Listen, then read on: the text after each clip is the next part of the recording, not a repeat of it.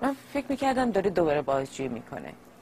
حالا گفت کاری میکنم که دیگه رود نشه، ما دیگه از تو اطلاعات نمیخوایم، اصلا نمیخوایم هیچ چی بگی.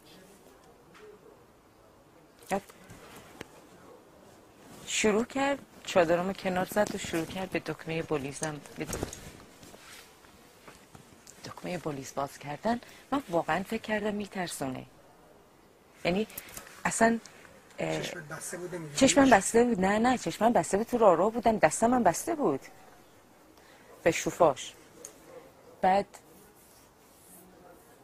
گفت همین جوری که تو مثلا خب طبیعی عکس العمل نشون میدی. گفتم داری چیکار میکنی؟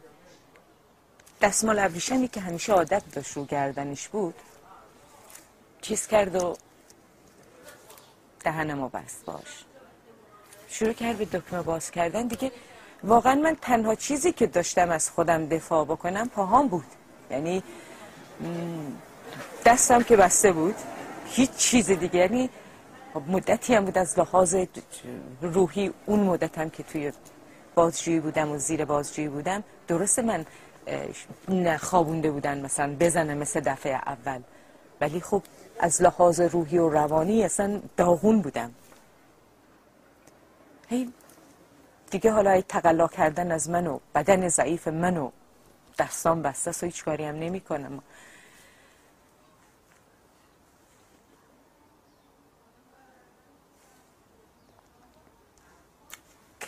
به هر حال اون کار خودشو کرد، دوباره به همون شکل شروال پام کرد و دکمه‌امو بست و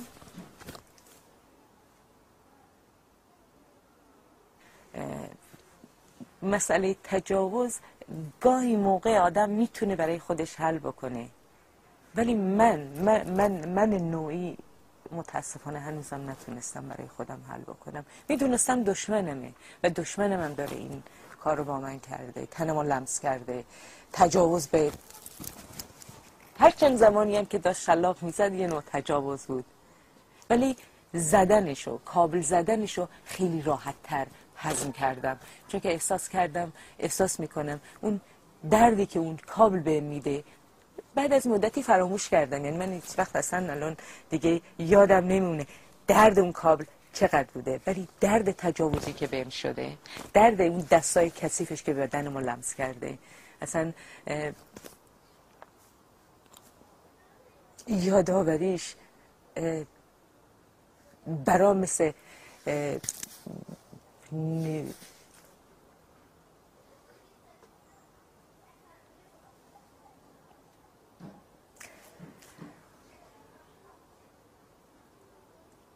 مثل مادری میمونه که جگر گوشش رو جلوش بکشن. اینطوریه برای من. یعنی من تصورم از اون چیزی که سرم اومده اینه، سنگینه. ما با کی در بیان گذاشتیم؟ با بابام. بعد از اینکه این مسئله پیش اومد من 2 بار دست به خودکشی زدم و خب اینم تو چون که منو بهداری بردن و خانواده فهمیده بودن. بابام که خیلی همیشه اصلا بابام کاری کرده بود، اصلا تمام بازجوها همیشه در رابطه با بابام منو چیز میکردن، گفتن تو ارزش برای بابات قائل نیستی، بابات شب و روز اینجاست.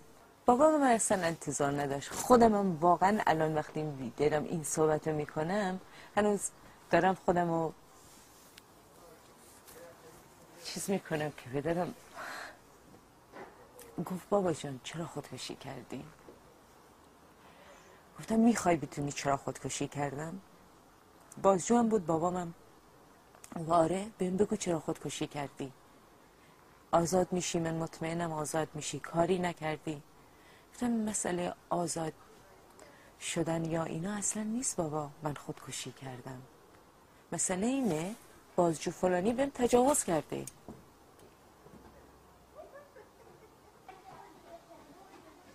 بعد بابام اصلا برای یه لحظه اصلا موند همینطور بدون اینکه پلکاش رو بزنه، اشکاش از چشماش میومد پایین. بعد از مدتی گفت هیچ نگران ما نباش،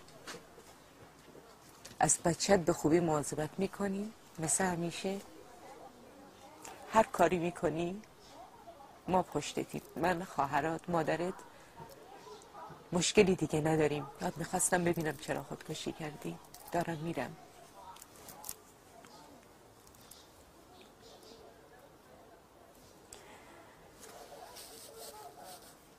به هر حال یه نکته که میخوام یادآوری کنم اینه که بازجو همیشه میگفت کاری میکنم که خورد بشی. واقعا من خورد شدم و اون خورد بودن بود که باعث شد 2 بار دست به خودکشی بزنم. من قبول دارم که یه نوع شکنجه است، شاید برای شما یه نوع شکنجه باشه، ولی برای من ماورای شکنجه است. چیزی بود که انتظارش نداشتم. شاید دلیلش این بوده، انتظار نداشتم طرف من تجاوز بکنه. اگر نه هیچ آدمی که بچهش بیرون باشه دست به خودکشی نمیزنه. و هر روز گاهی دخترم ازم سوال میکنه، میگه اون موقع تو زندان دست به خودکشی زدی؟ اصلا یه بار ازم سوال کرد، بار اول صادقانه بهش گفتم، گفت مامان میخوام بدونم زمانی که خودکشی کردی اصلا به من فکر کردی؟ گفتم میخوای صادقانه جواب بدم عزیزم؟ واقعا نه.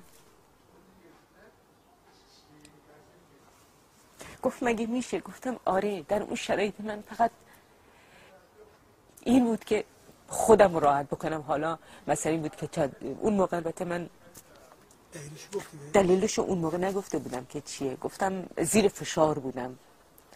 گفت خب میبایستی به من فکر میکردی، به بابا فکر میکردی. گفتم واقعا صادقانه بهت بگم به هیچ کس، به تام فکر نمیکردم، به هیچ کس. گفت به من فکر کردی؟ گفتم نه. حقیقتو اولین باری که تو همین جا من سخنرانی داشتم سال 60 و سال کنفرانسی که داشتیم، نمیدونم چند سال پیش، 4-5 سال پیش، اون موقع بود هم شوهرم فهمید هم دخترم. شوهرم هم نمیدونست. خصوصی بهشون نگفتی؟ نه. تو جمع فهمیدن؟ نه، 2 روز قبل از اینکه بیام اینجا، 2 روز قبل بهشون گفتم. وگرنه اونا فکر میکردم من برای مسائل زندان میام، نمیدونستم برای مسائل تجاوز نمیام. راستش بخوای دلم نمیومد، چون که شوهرم هم الانشم که هست احساس میکنه باعث موانیشون بوده، در صورتی که مثلا دخترم هم همینطوری. یه جوری اصلا هر وقتی که مسائل میشه نگرانه. الان مثلا دیشب 10 بار بهم زنگ زده، حالت چطوره؟ خوبی؟ لیبل؟ میگم آره حالم خوبه.